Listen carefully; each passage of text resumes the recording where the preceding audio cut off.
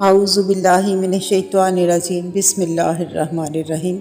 السلام علیکم ورحمۃ اللہ وبرکاتہ۔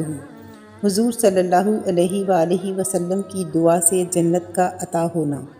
حضرت ربیعہ بن کعب اسلمی رضی اللہ عنہ بیان کرتے ہیں کہ میں رات کو حضور نبی اکرم صلی اللہ علیہ وآلہ وسلم کی خدمت اقدس میں رہا کرتا تھا اور آپ صلی اللہ علیہ وآلہ وسلم کے استنجا اور وضو کے لیے پانی لاتا۔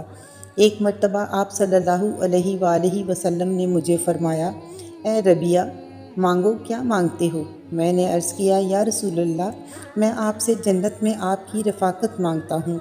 آپ صلی اللہ علیہ وآلہ وسلم نے فرمایا، اس کے علاوہ اور کچھ؟ میں نے عرض کیا، یا رسول اللہ، مجھے یہی کافی ہے۔ آپ صلی اللہ علیہ وآلہ وسلم نے فرمایا، جنت تو عطا کر دی، اب تم کثرت سجود سے اپنے معاملے میں میری مدد کرو۔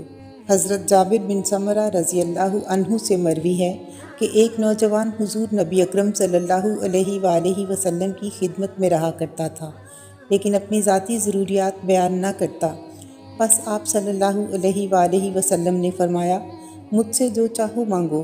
تو اس نے عرض کیا، یا رسول اللہ، اللہ تعالیٰ کی بارگاہ میں میرے لیے جنت کی دعا فرما دیں۔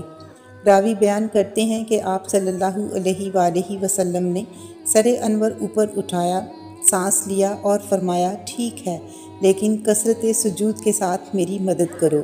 اور ابن مبارک کی ایک روایت میں ہے کہ حضرت فاطمہ بنت حسین رضی اللہ عنہما سے مروی ایک آدمی نے عرض کیا، یا رسول اللہ، آپ اللہ تعالیٰ سے دعا کریں کہ وہ مجھے بھی آپ کی شفاعت کے مستحقین میں سے بنا دے۔ آپ صلی اللہ علیہ وآلہ وسلم نے فرمایا، تم بھی میری شفاعت کے اہل لوگوں میں سے ہو جاؤ گے، مگر تم کثرت سجود کے ساتھ میری مدد کرو۔